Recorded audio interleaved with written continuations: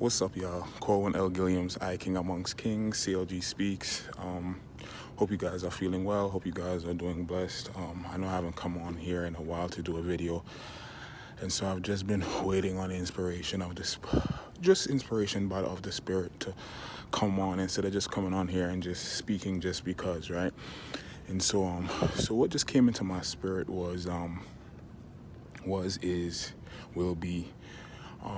is the addiction of people pleasing. I know sometimes, the world can have misdefinitions, small-minded perceptions, or just, inexperience when it comes to certain experiences of others and just the mindset and the beliefs of others and just the things that sometimes, if we don't really humble ourselves and say, okay, well, you know what? Even if I was in that situation, I would not have made those poor decisions. But still, it's kind of like you just never know what you will do or how you will live or how you will be, based off of just life. Like a lot of the things we learn or do or become, or how we become, is because of what we saw and what we were taught. So if someone believed that selling their body on the streets, is a way to make money, if that's how they knew to make money, then that's what they're going to go about. That's how they're going to go about doing it. Not saying everybody, but, to those who,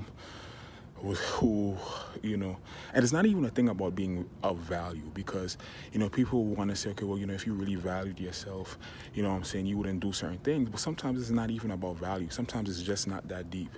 Sometimes it's just habitual. It's just what you see, what you saw, what you've learned, and you've adapted those habits and those behaviors, and you just become that until you've been introduced to something better, something more godly, something, good, something more holistic, wholesome, something more purposeful, right? And so it's not even about lacking self-worth. Sometimes it's just about not even knowing, who, what's good. Knowing how to differentiate what's good from what's bad and what's ugly, because you're so accustomed to dealing with negativity and so accustomed to being around just toxicity, you really don't know what it means and how to differentiate. That's why, I always talk about these earthly definitions of love, because you think you know what love is until you experience God, and it's just like that shifts your whole paradigm. And so when you start acting in the way or the way of God and how He loves us, you'll find that people don't understand that, right? People who subscribe to the ways of this world, you'll find that it opposes earthly love, right? God's love opposes earthly love. Now, there are components of earthly love, and I say earthly love because there are so many variations, innumerable variations of love in this world, that depending on where you're from culturally, depending on, educational background, depending on ethnicity, depending on just even subcultures and just your own personal experiences, can compile a definition of love that someone never experienced before. And so when you have all these different variations of love, you really are going for what you know, and you're living according to experience until the love of God comes in and reintroduces you, right? Remember, if you can remember being a child, the innocence of just being free, right? When God's love comes into your life, as it did for me, it introduced me and reintroduced me to a childlike experience, a childlike freedom that I had lost a long time ago. And so I'm going to round this up because I got to get some stuff done. What part of my sustaining my freedom in maintaining my definition of God's love and how He loved me, even when I didn't love Him, is people pleasing, right? That's one of the things that, people don't talk about as an addiction, but that is anything that you lack discipline or the ability to control, knowing that it's not good for you, that's a form of addiction. And so when I was saying earlier about, people's small-mindedness or, misdefinitions of certain terms, that can create a lot of ignorance and just lack of compassion and just, people doing what they want to do and then not really understanding why they're doing what they're doing, or understanding people and why they do what they do. And so for me, one of the many things God's love revealed to me was that I'm good enough, right? That not only am I good enough, but I don't have to prove anything to anybody as far as my personality, as far as just the uniqueness about me that God, revealed to me 4 years ago that was unique to me. Like he made me like this, even though I grew up in a culture or in a society or environments, family, friends, everybody included, that tried to make it seem like that something was wrong with me, right?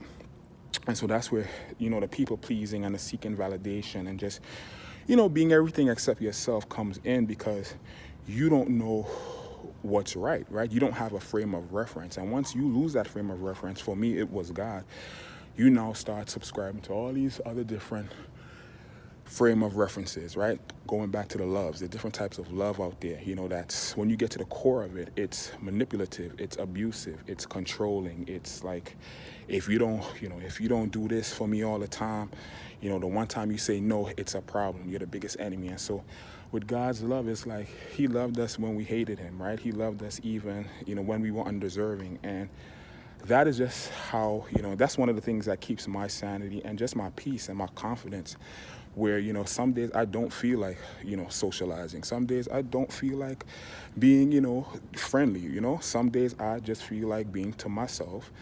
And I don't know who I'm speaking to this morning, but I know it's someone, this message is for somebody. You don't have to explain yourself to anybody. You don't have to fit anyone's expectations. And I know this sounds cliche, but we do it in the smallest forms. Like even when it comes to family members, you know what I'm saying? We can really put the middle finger up for people we don't really care about. But when it comes to our loved ones, that's when we just lose. We don't have a backbone. We don't have our minds. We don't have the confidence and the boldness to say what we desire and what is right for us when it comes to our loved ones. And so maybe this is for you, right?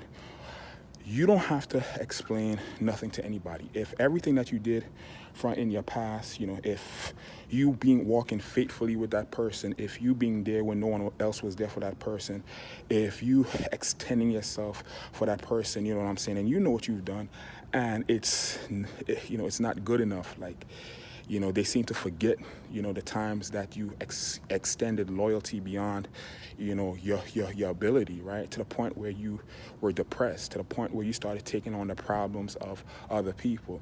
If these individuals couldn't see or can't see or fail to see, the positive role that you've played in your life, at some point you have to say, enough is enough. At some point you have to say, just in life in general, at some point you got to say, listen, take me as I am, right? You don't have a heaven or hell to put me in, right? And at the end of the day, I believe if something is wrong with me, that the God who made me and changed me and showed me, what true love is going to make a way for me to grow into the person that I need to be. But I can't allow your oppressive mindset. I can't allow your brokenness. I can't allow your insecurities. I can't allow your inferiorities. I can't allow, the things that continues to hold you down, that has broken me free, to have me back in bondage again. And so before I let you know what time it is, according to truth, which will end up hurting your feelings, leave me alone. And it's okay to have that mindset, because you are using not only discernment, but you're using the wisdom of God that's saying, okay, well, you know what? Because you are a woman of peace, because you are a man of peace, you're going to do and take the necessary steps to keep your peace, not only your peace, but the peace of those around you. That is why the word talks about, love thy neighbor as thyself, do unto others as you would like them do unto you. If I'm in a bad mood, you know what I'm saying, I wouldn't want no one to come talk to me, right? If I see someone in a bad mood, I'm not going to go up to them and try to talk to them. No. Again, according to the Spirit, the Lord may say, okay, go up and say something to this person or speak a word to this person. And that's why we need the Lord, so we're not overstepping our boundaries or getting hurt unnecessarily, right? But we're being instructed and empowered by God to do things that we wouldn't be able to do in our own ability. So your confidence come from your frame of reference, right? Your frame of reference being God. Like, once you are in good graces with him, once you feel strong in your relationship with him, everything from there flows. You don't have to explain nothing to nobody. Of course, if you know you offended someone, if the Spirit has convicted you and you offended someone, of course, apologize and make peace. But if you're minding your business, trying to grind and doing the things that the Lord has told you to do, and it's requiring yourself, just you being committed and motivated, and when you get to the point of really being sold out, you'll notice that you'll be by yourself a lot. You'll be as Jesus was, and John the Baptist, and those individuals who had to walk alone eventually, because just the environment was trying to dictate, their loyalty, right? It was trying to take up spaces and places in their hearts that, wasn't for anybody except the Spirit of God. And so there comes a time where you have to put your foot down, and as they say, a changed mind is everything. And so for you out there, I know this, this message is going to be another form of encouragement that God will use to water, God would use to plant, and ultimately he is the one that causes us to grow and to transform and to become all that he has created us to be. With that being said, my beautiful people, see you out in the wind, but hope you guys have a blessed day. Corwin L. Gilliam, CLG Speaks. Talk to you guys soon.